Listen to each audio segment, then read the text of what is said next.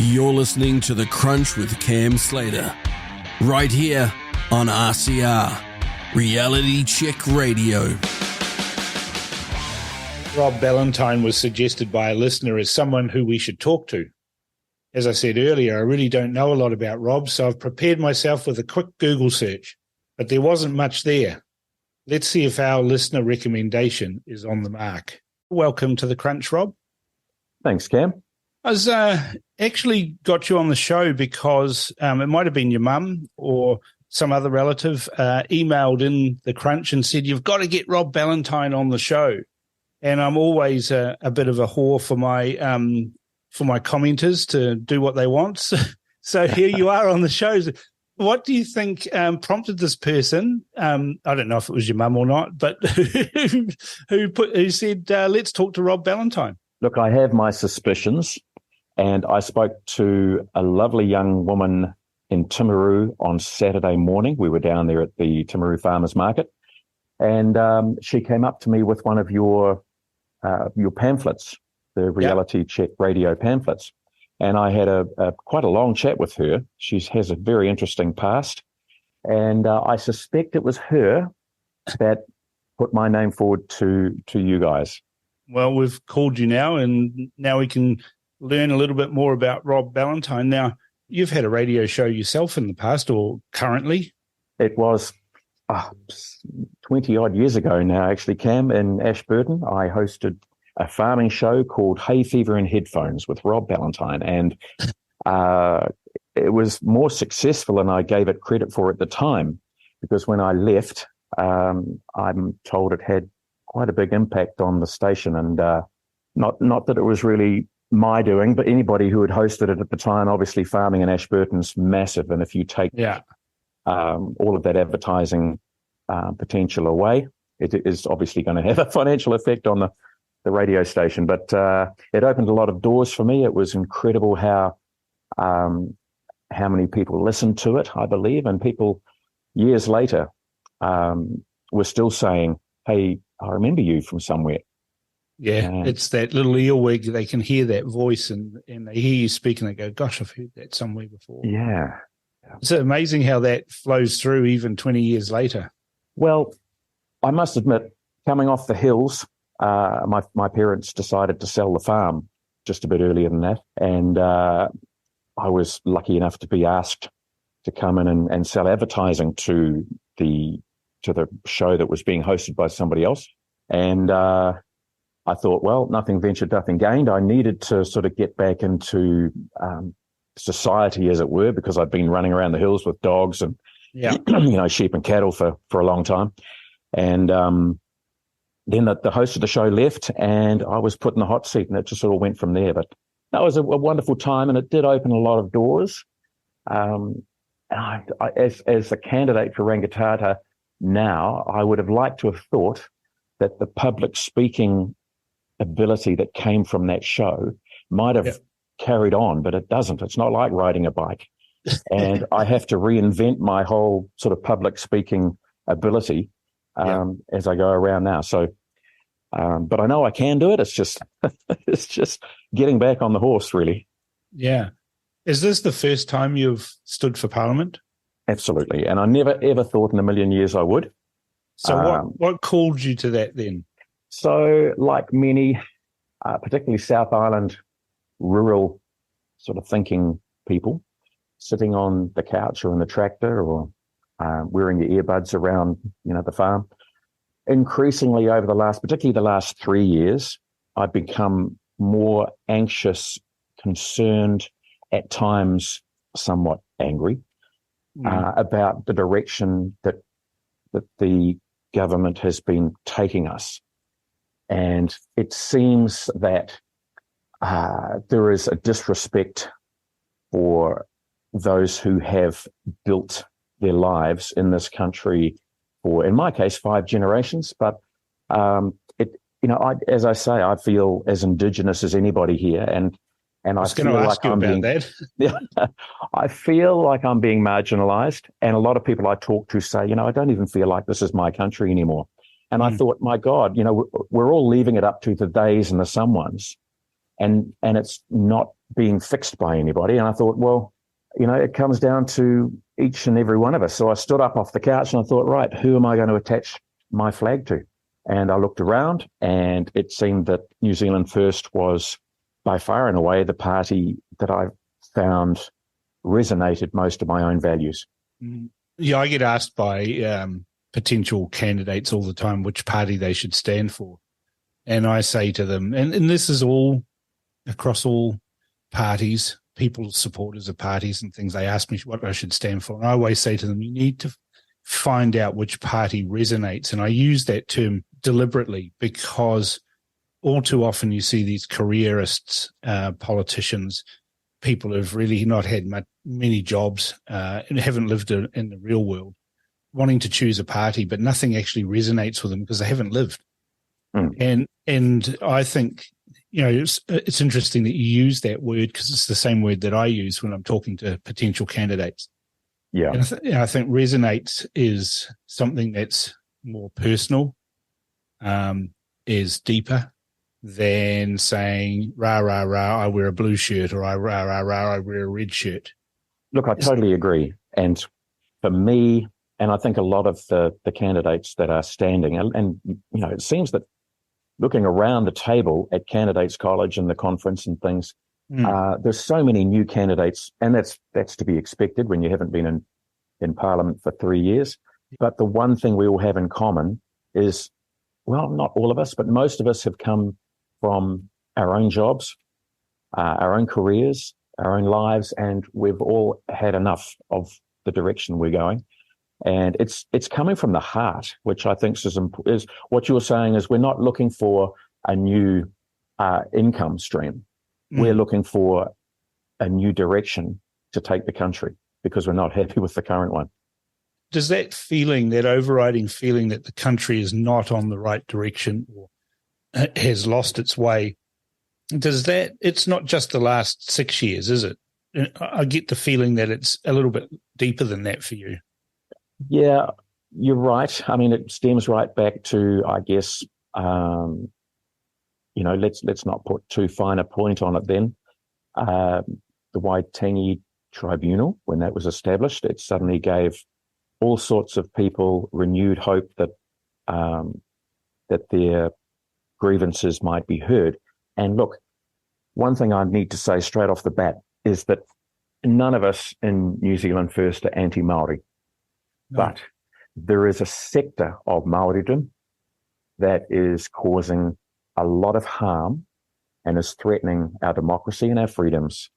And it's been coming along for a long time, as you say.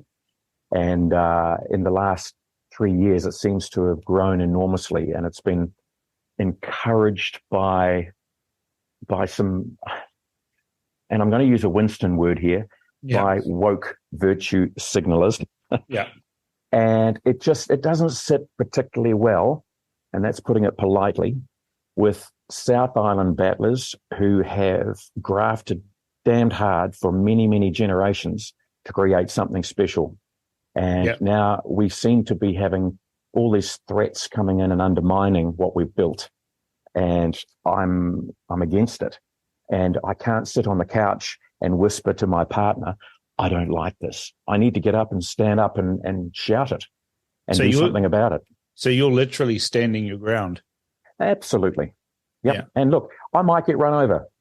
That's part and parcel of putting yourself in the path, Yeah. But you're putting yourself out there and you're saying, look, I've got an opinion on this and I'm going to do something about it.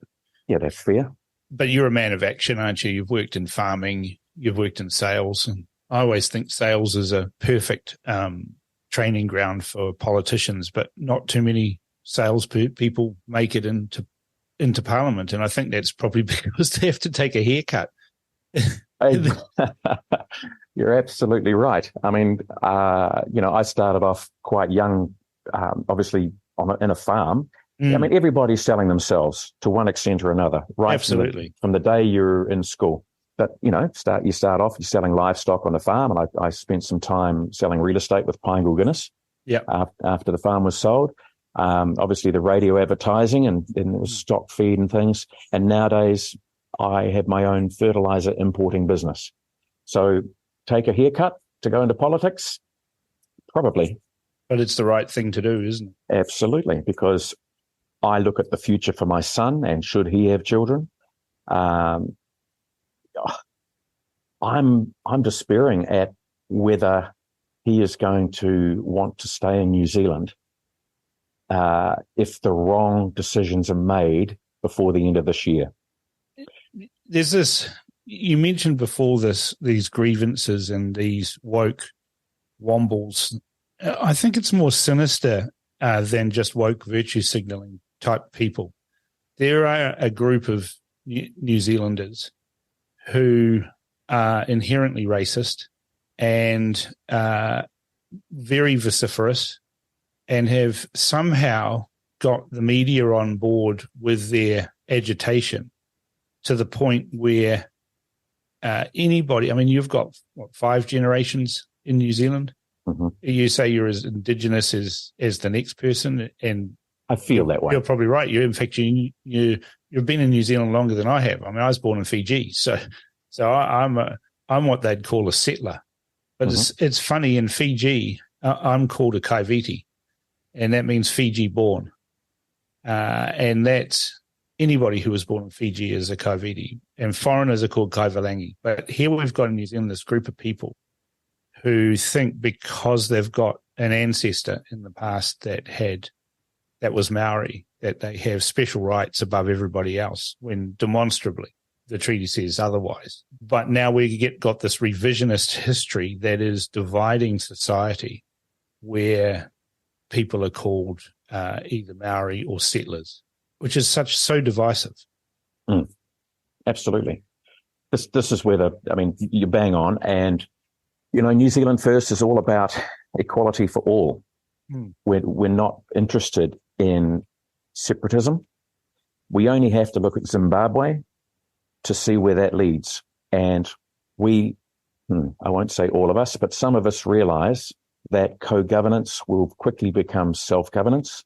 Yeah. And self-governance, we're told, will come with a price of $20 billion a year, apparently, that they want from mainstream taxpayers to fund their self-governance. And then you have blatant apartheid. Now, do we want to go down that road? Most people don't realize that you can't have democracy with co-governance. They're chalk and cheese. They don't work together. Well, that's the insidious thing about it, isn't it? It's been foisted on us in health. It's been foisted on us in a number of specific locations, and nobody voted for this. Nobody chose this, but it's been introduced that if we give something a Maori name and we put some Maori in charge, like the Maori Health Authority or whatever it's called, that it'll be wonderful from that day forward. And we're seeing now, especially in the health sector, that's not the case. This idea of separatism within a sector is now just growing, and the media are pushing it along. And I think part of that is the Public Interest Journalism Fund, where they basically have to have an editorial line that is pro what those sentiments are. And so there's nobody being critical of these, nobody standing up to them. That's what New Zealand First is doing, though, isn't it? Yeah, it is. And the issue is that if you stand up against it, you'll be shouted down as, racist. Yeah. And racism is one of the things that you least want to be labeled as because it sticks.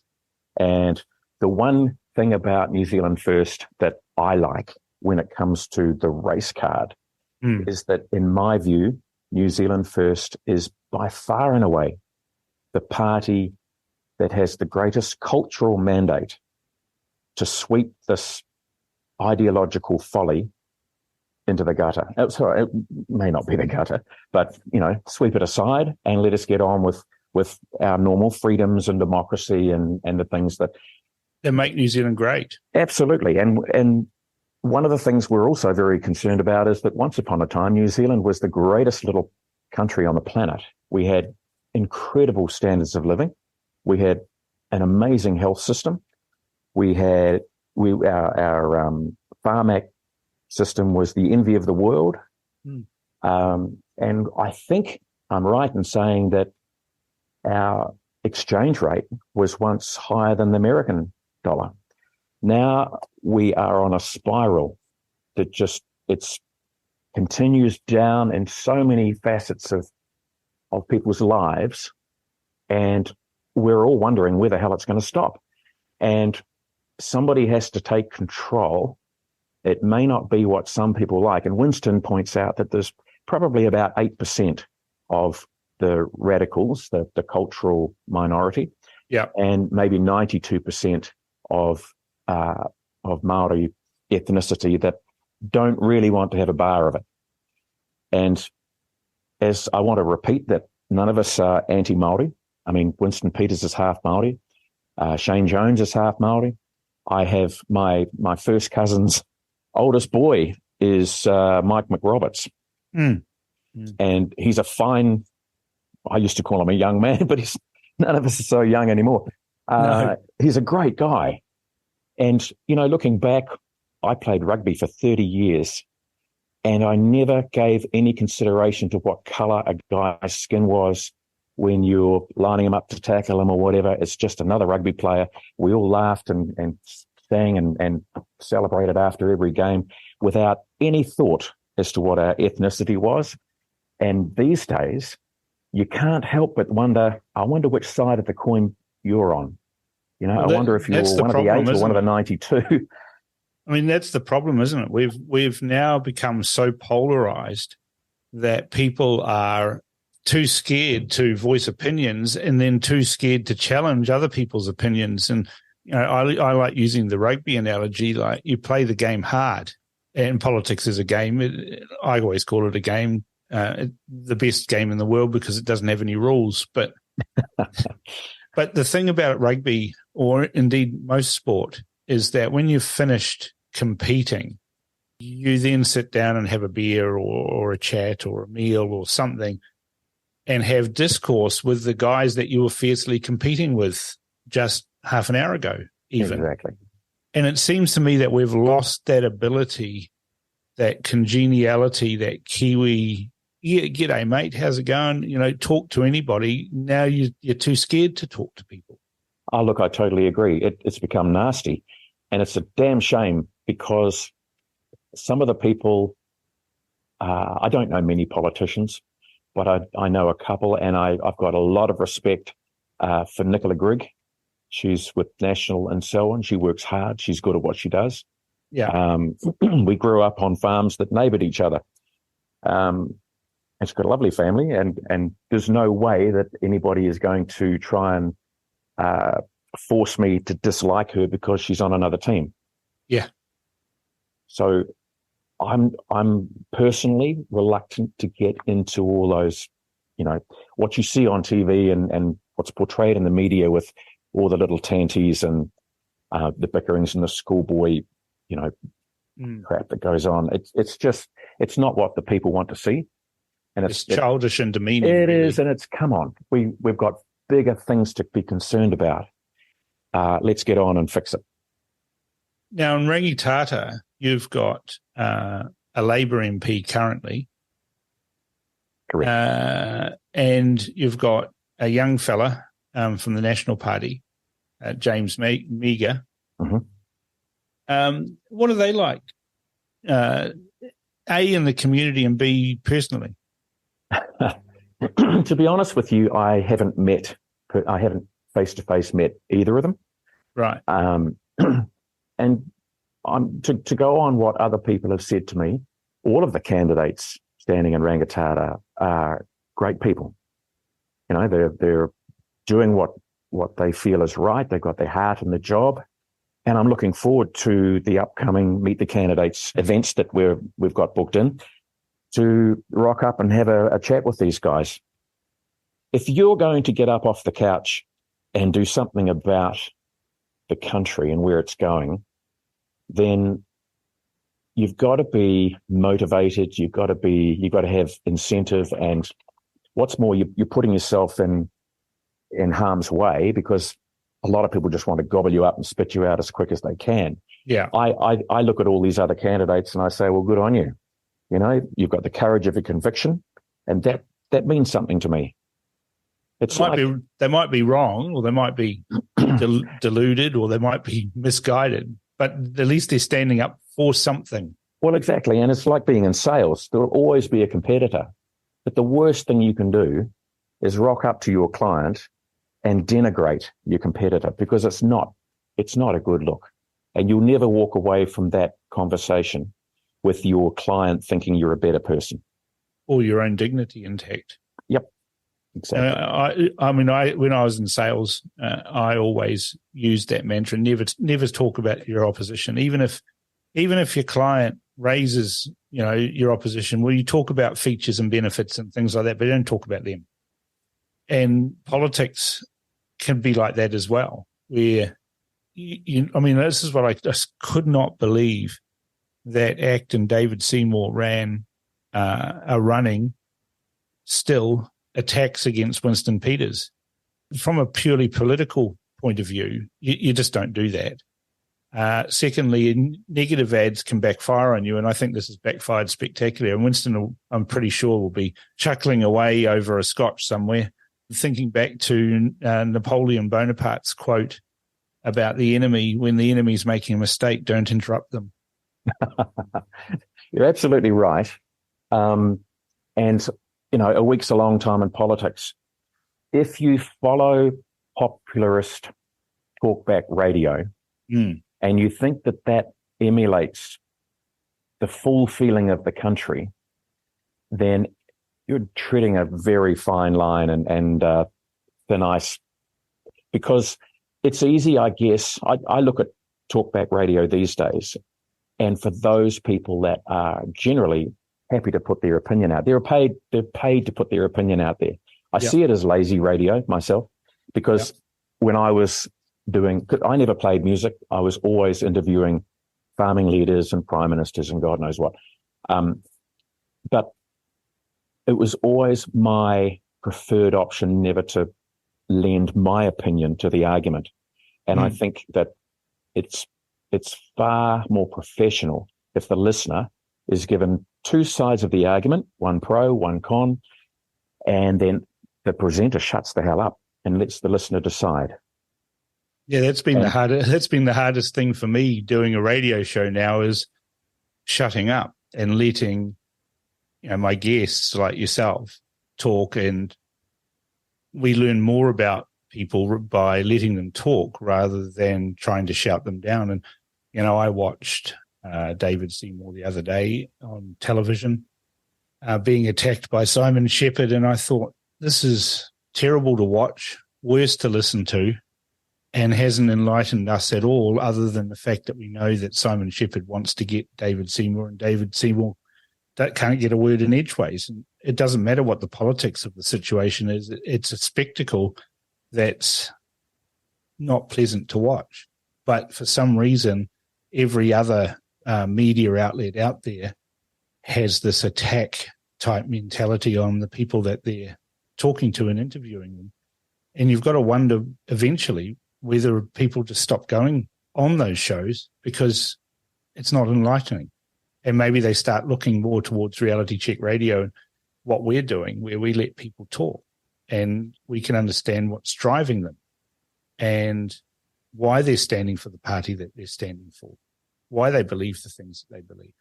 And we've lost that somehow along the way. We have, Cam, but the other thing is that you don't even have to have a contributor on the other end of the line these days for these opinionated radio presenters to just reel off a diatribe of their own opinion.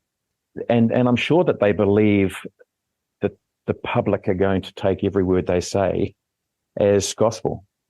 And for me, sometimes I think, oh my God, listen to yourself. Just take a breath, because as we all find out eventually as we get a little bit older, not everybody's going to agree with you. No, that's okay. Yeah, perfectly all right. David Seymour, he comes from the heart. He thinks what he's doing is perfectly right and honourable. And look, to a large extent, all parties have the right to feel that way. And it's not just a right, but they all feel like they're doing the right thing for a particular sector of the economy or the sector of New Zealand society. So everybody's entitled to their view. And I think Winston has been the subject of incredible vitriol. Yeah, and he has. It's been so sad to witness, coming from, albeit a short media background. I think it's been sad to witness, possibly driven by, as you say, the great journalism bribe, watch the media deliberately pull them apart. And I would just like to say that in the last 3 years, with him not being there, look what's happened.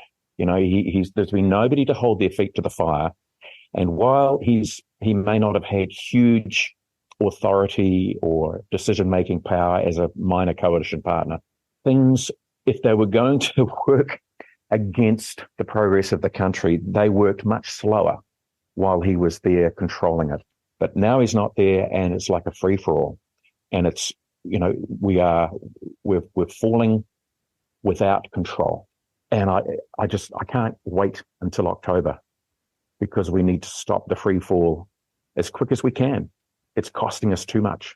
There is a huge cost to society with division, because division sows seeds of distrust. It sows seeds of disharmony, and it also grows grievance. So whilst some people are saying that we need to address these grievances from the past, we're creating new grievances, it seems, at the moment.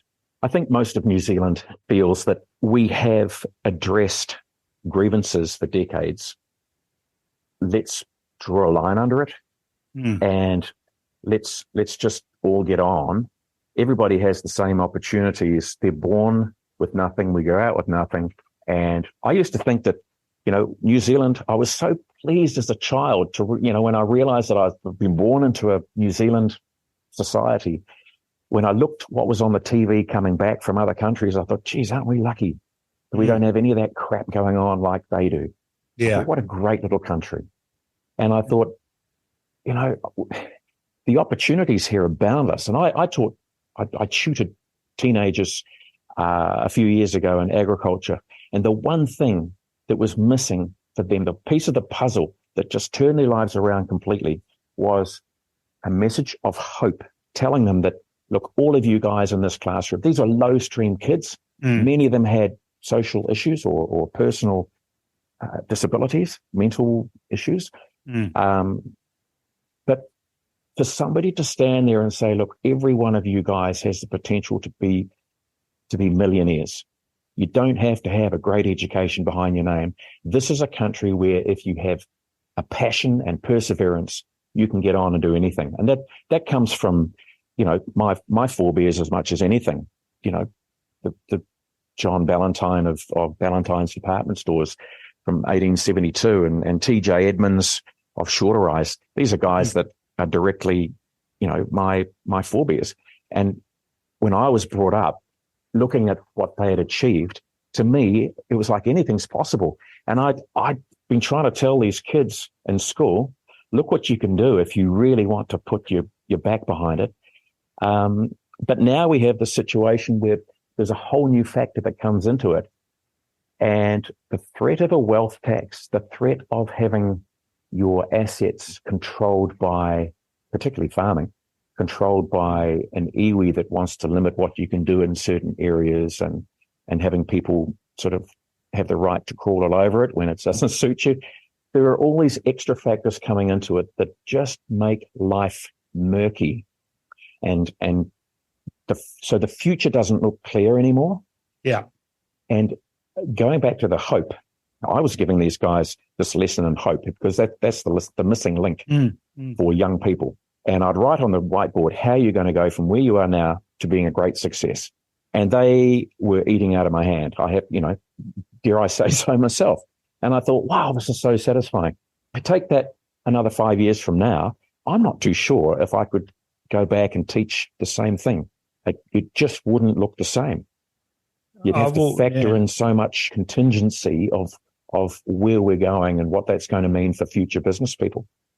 That's the terrible thing, isn't it? We've seen this, you know, this woke culture that seems to control the language and control how you're supposed to think, supposed to act. You've got teachers that are who are actually activists. You see every year there's a climate change protest involving all the schools and school kids, and they're petrifying these children that they have no future. And then we wonder why, as young adults, they're failing in society because there's nothing to drive them. I was always told, my grandmother used to say to me, dream big, achieve big. And, she was right. But all of this woke culture is about demeaning and diminishing the abilities of the individual and telling them that, no, that's not the right way to think about this. But on the other hand, you've got another part of the woke culture that's saying, oh, yes, the choices of the individual are paramount. You can choose to be a boy or a girl or whatever you want to be. And there's this disconnect. On one hand, they're saying that society's doomed, that we're going to die from climate change. There's all these things that are going wrong. We need to have this and that and everything else. And on the other hand, we're saying, do what you want, as long as it doesn't cross over onto those things over there, because you touch those, that's a third rail. We'll just excommunicate you from our group. Yeah. Look, and it's frightening them.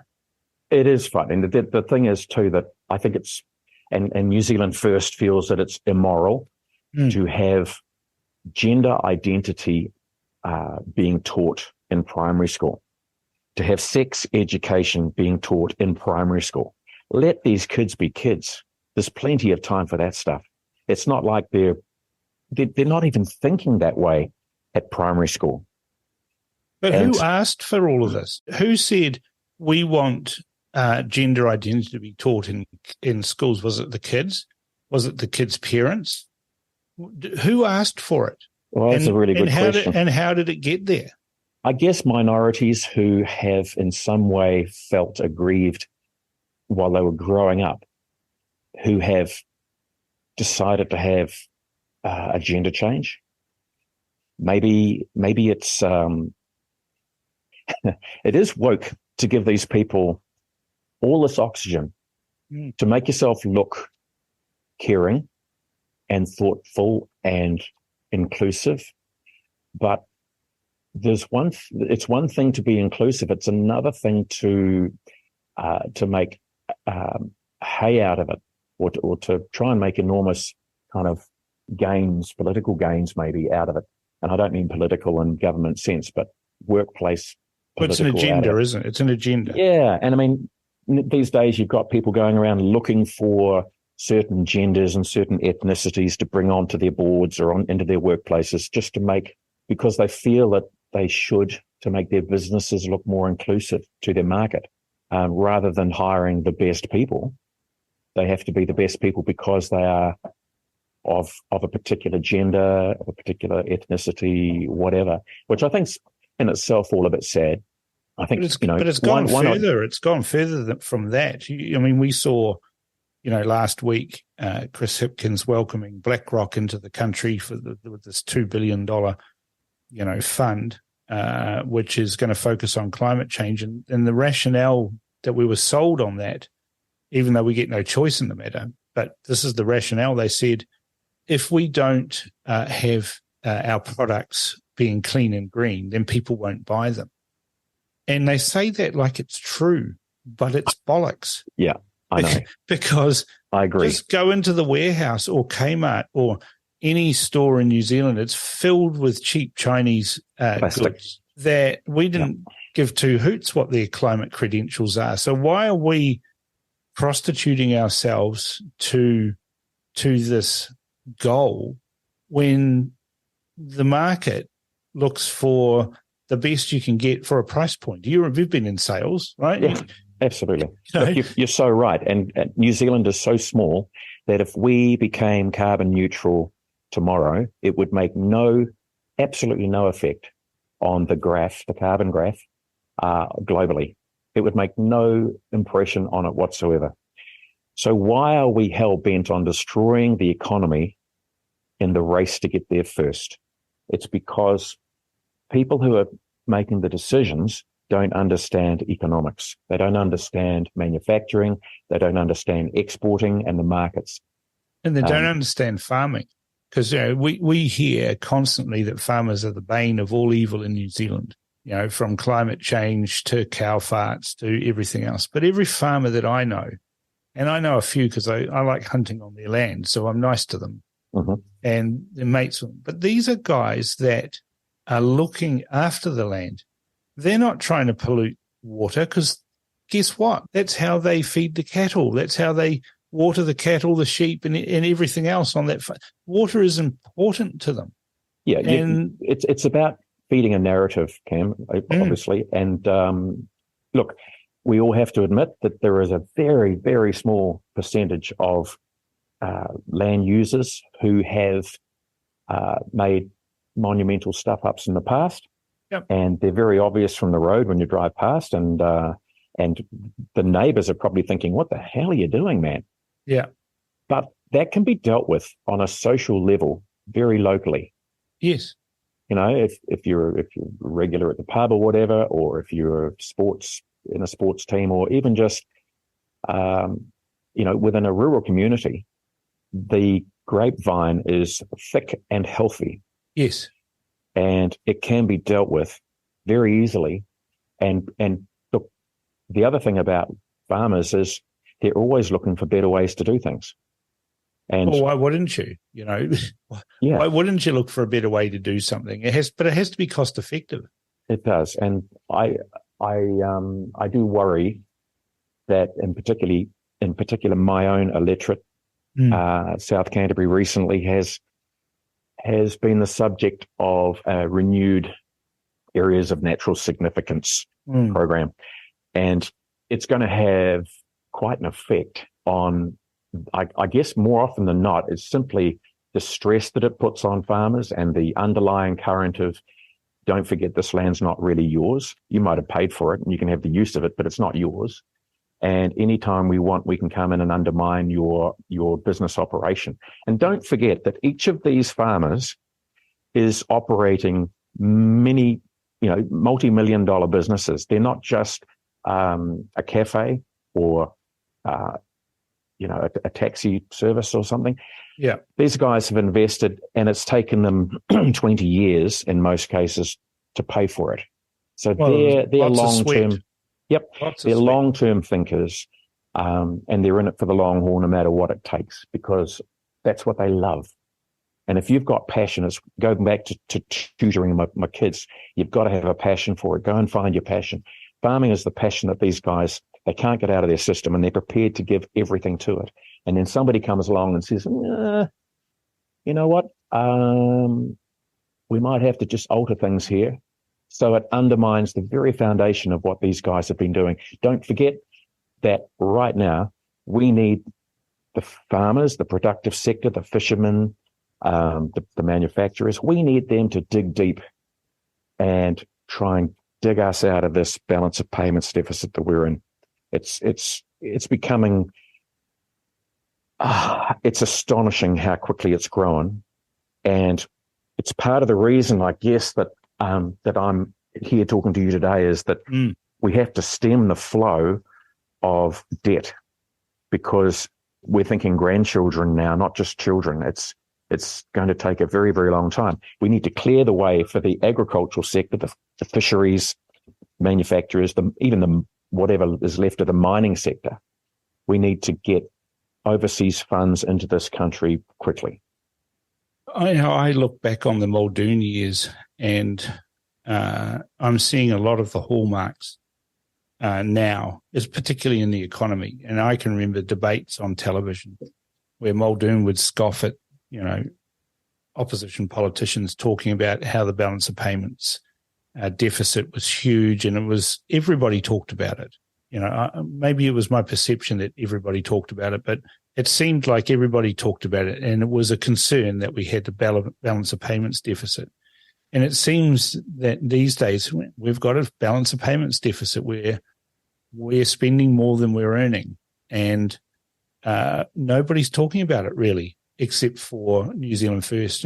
Grant Robertson's going, our books are great. In a measurement of the OECD, we're about middle of the road, as if that means anything, right? It's like saying we're first at this or second at that or whatever. It means nothing other than to the people who are involved in that sport or that idea or that policy.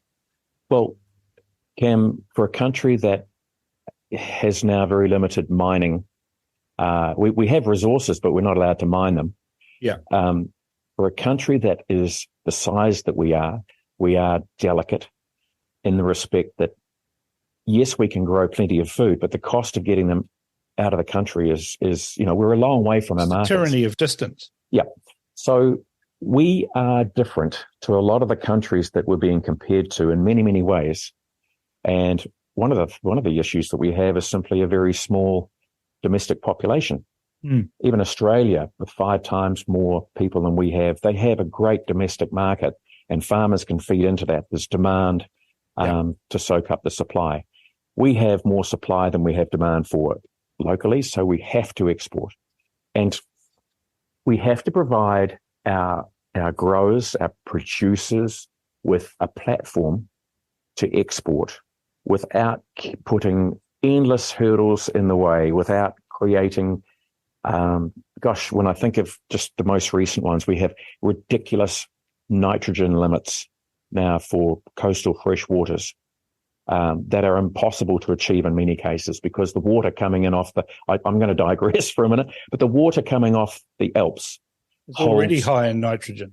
Yes, but people don't realize, I've been in fertilizer for nearly 20 years. People don't realize that there's 78,000 tons of nitrogen above every hectare of ground. And if you look up at the Southern Alps on a nor'west evening and see the flashing of lightning, the lightning is stripping nitrogen out of the atmosphere. It washes down in the rain to the creeks and rivers, and it goes down those rivers all across the plains and down into the aquifers. And farmers are pumping that water up and irrigating it out.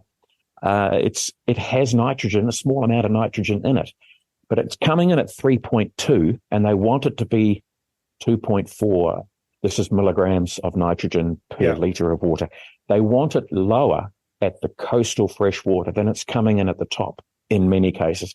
And, farmers are worried that they're not going to get their irrigation consents renewed because regional councils, oh God, don't get me started here. Filled with wombles. Well, look, regional councils have been great, except now we have designated seats with iwi, non-elected iwi, with the power of veto over any decision they make, and it's causing a lot of hassles. It's undemocratic for a start. But farmers, they're stressed enough. As I say, they're running multi-million-dollar businesses. They don't have in most cases, they don't have a board of directors or an accountant and a lawyer on their staff. They're just mums and dads, and they're trying to battle this endless bureaucracy, these roadblocks that are put in their way day after day. And I brought Shane Jones down to mid-Canterbury, and I took him around and showed him some of the problems with the rivers, the flooding, the nitrogen issues and all this. And he said, look, go on by Monday. Get us half a chance. Get us in there.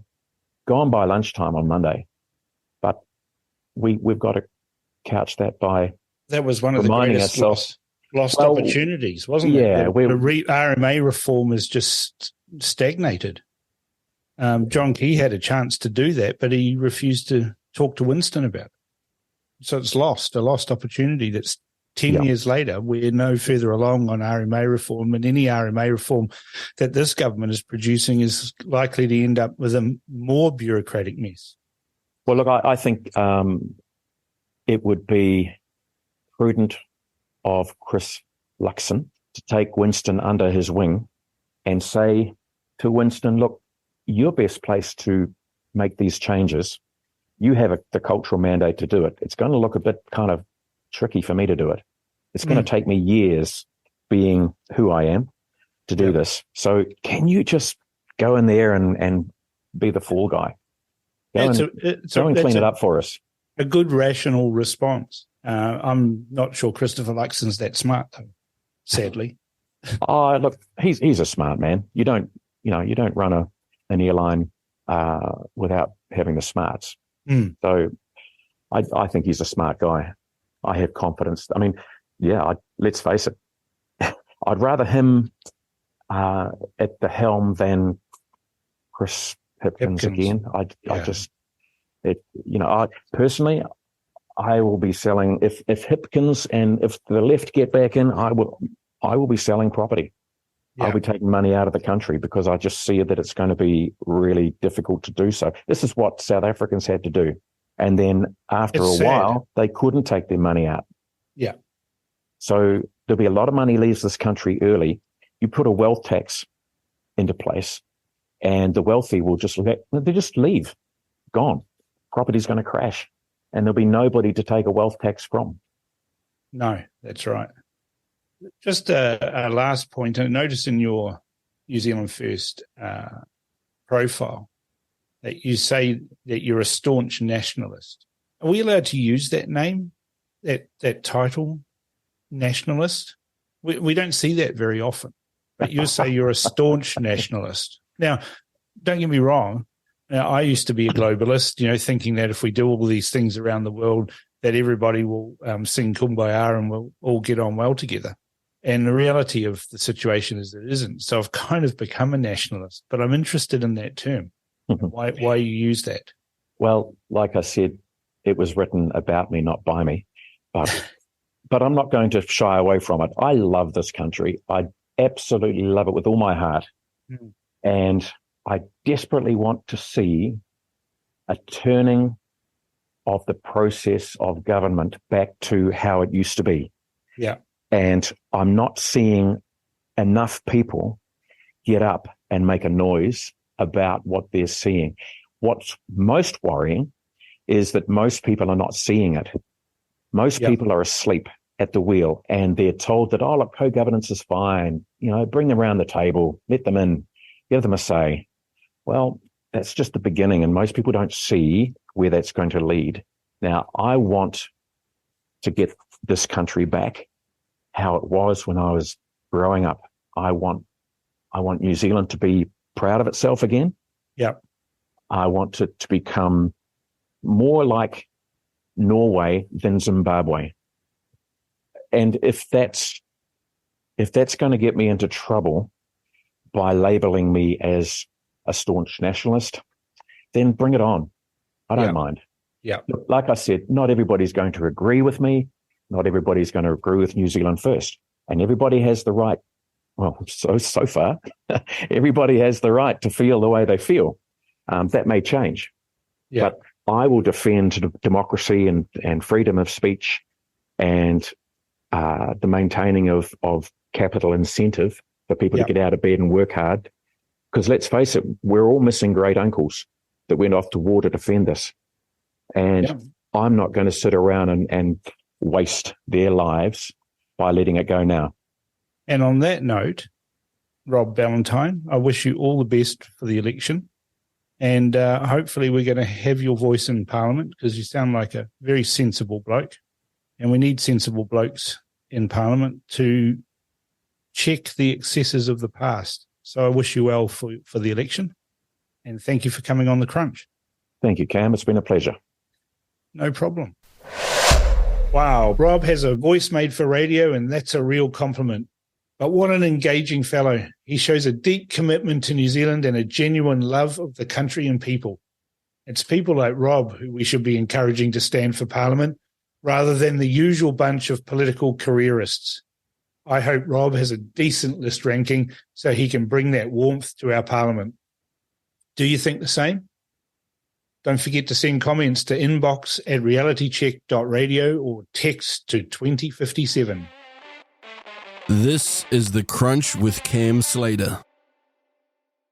Conversations with a side of controversy right here on RCR.